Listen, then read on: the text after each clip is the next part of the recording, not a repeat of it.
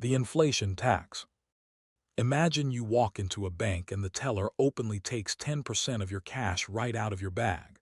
You'd call the police. But when the government does the exact same thing through inflation, it's just called the rising cost of living. Here's the mechanism.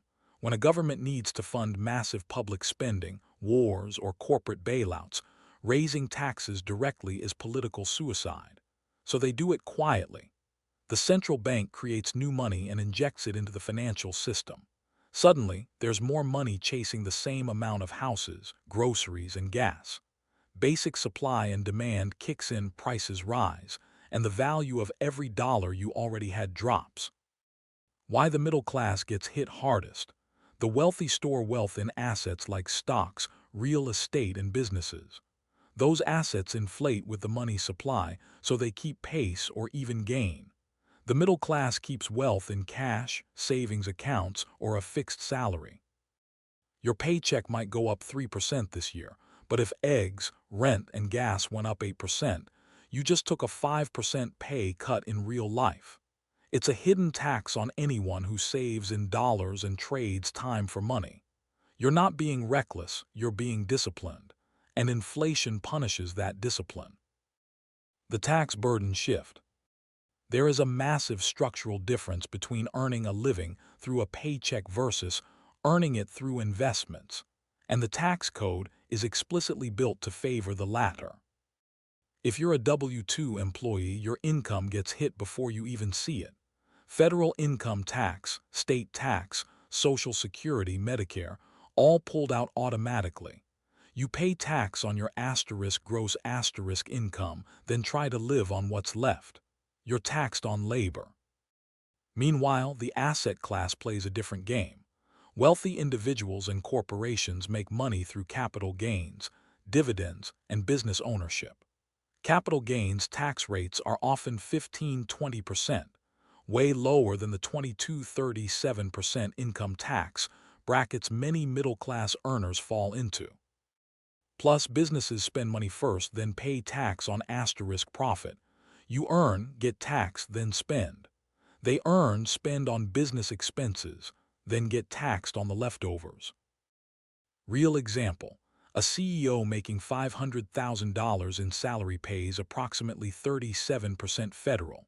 If they instead take $400K in stock options and $100K salary, the stock is taxed at 20% when sold, often after years of deferred growth. The system rewards owning, not working. The middle class funds the government with labor, while the wealthy compound wealth with policy. The illusion of home equity. Owning a home is marketed as the American dream and the one path to middle-class wealth. But the math they don't put on the brochure is brutal. The 30-year mortgage trap. Buy a $400K house with 20% down at 6.5% interest. Over 30 years, you'll pay approximately $728K total. $328K of that is pure interest to the bank. You paid almost double. Add property taxes that rise every year, homeowners insurance, HOA fees, a new roof every 15 years, a water heater every 10 years, and basic maintenance. You're spending $500 to $500 month on top of your mortgage just to keep the asset. The liquidity problem. Your equity is locked in the house. You can't swipe your home equity to buy groceries. To access it, you need a HELOC, or to sell both cost money and time. And when politicians brag home values are up 40%, they skip the part where inflation, taxes, and maintenance ate 30% of that. You don't truly own the house until year 30, but you pay the government annual rent via property tax from day one. Miss those taxes and they take it. It's forced savings with a landlord called the county. The subsidies and benefits angle. Modern welfare is designed with cliffs, not ramps, and the middle class lives right on the edge of the cliff. How the cliff works. Qualify for Medicaid, food stamps, housing vouchers, childcare subsidies, and utility assistance if you make under, say, $35K for a family. Make $36K. You lose all of it overnight. Now you're paying full price for insurance, daycare at $1,200 a month per kid, and rent with only $1K more in gross income. You're actually asterisk poorer than when you made less. The other side, the ultra-wealthy use trusts, LLCs, offshore accounts, and buy, borrow, die strategies to show little taxable income while living on asset-backed loans. No income equals no tax, but lifestyle stays lavish. The dead zone. Middle class earns too much for help, too little for loopholes. You pay full price for everything the poor get subsidized and the rich avoid. You fund the safety net through taxes, but you're legally barred from using it. It's a system where working harder can literally make you worse off. The debt and consumerism angle. A debt-free middle class that buys used cars and saves 20% is terrible for GDP. So the entire culture runs on normalizing debt as adulting. The setup, 0% APR for 24 months. Buy now, pay later for sneakers, 7-year car loans, credit cards with points. You're not buying products, you're buying monthly payments. And once your life is subscription-based, car note, phone note, couch note, Peloton note, you need that paycheck next month, and the month after. The psychological trap, debt kills options. Can't quit a toxic job because the mortgage is due in 12 days. Can't start a business because you need health insurance. Can't go back to school because student loans plus car loan equals checkmate. A compliant workforce isn't created with threats. It's created with bills. The system doesn't need to force you to stay. It just makes leaving financially impossible. You become too expensive to rebel. The localized systems angle. Move to a good school district sounds like advice. It's actually a tax strategy that pits middle-class families against each other. How it works: public schools, police, fire, and roads are largely funded by local property taxes. Want better schools? You need higher home values to generate more tax revenue. So families flood into good districts, bidding up house prices. A $250K house in a bad district becomes a $500K house in a good one, same square footage, but now your property tax bill doubled. The result: you're not really paying for a house. You're buying access to baseline government services. The wealthy skip this entirely with private schools, gated communities, and private security. The poor stay in underfunded districts. The middle class burns 40–50% of income fighting each other for zip codes, just to avoid collapsing infrastructure.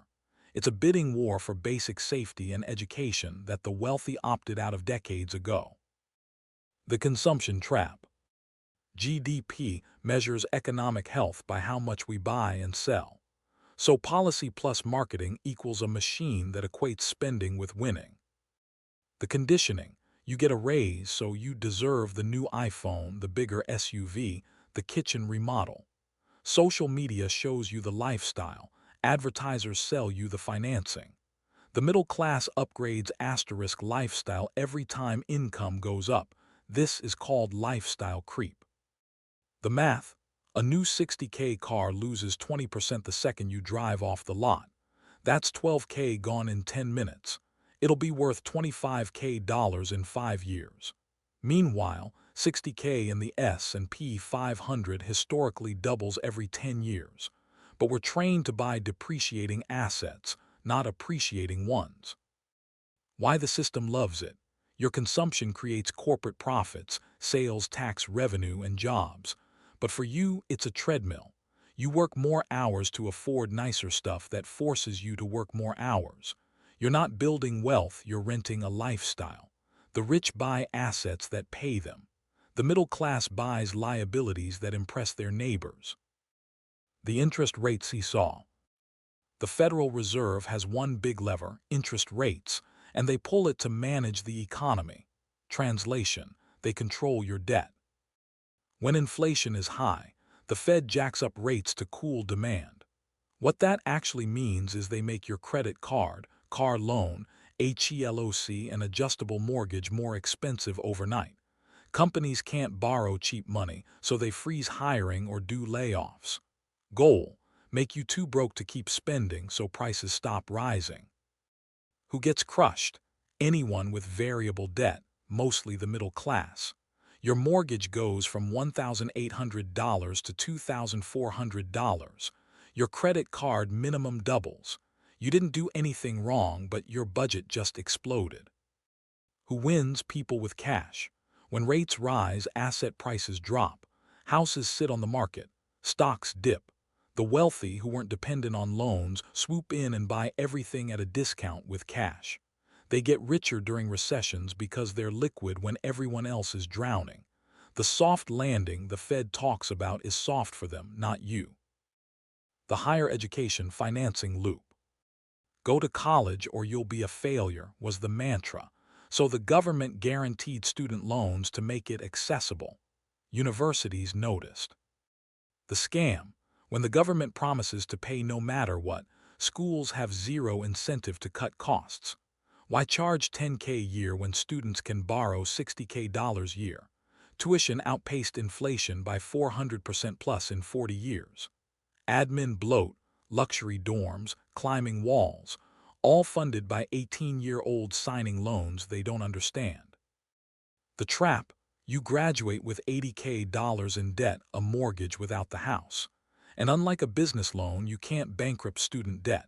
It follows you forever. You're 22, starting life $80K in the hole, taking the first job that pays the loan, not the job that builds your dream. The kicker. We told an entire generation debt was the only path to middle class, then saddled them with payments that ensure they never build wealth. The system created its own customers and its own prisoners. Corporate bailouts versus personal risk. This is the purest example of two rulebooks in one economy. Your rulebook: you start a food truck. You take risks, work 80-hour weeks, and if you fail, you lose your savings, maybe your house. Bankruptcy, repo man, credit ruin for 7 years. Capitalism.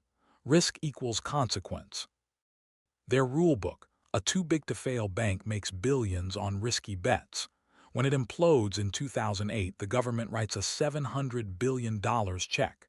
No CEO goes to jail. Bonuses still get paid. They're saved because if they fall, the whole system collapses. The principle: privatized gains, socialized losses. During booms, executives and shareholders keep 100% of profits. During busts, taxpayers cover the losses. The middle class bails out the people who crashed the economy, then gets foreclosed on when they miss 2 mortgage payments.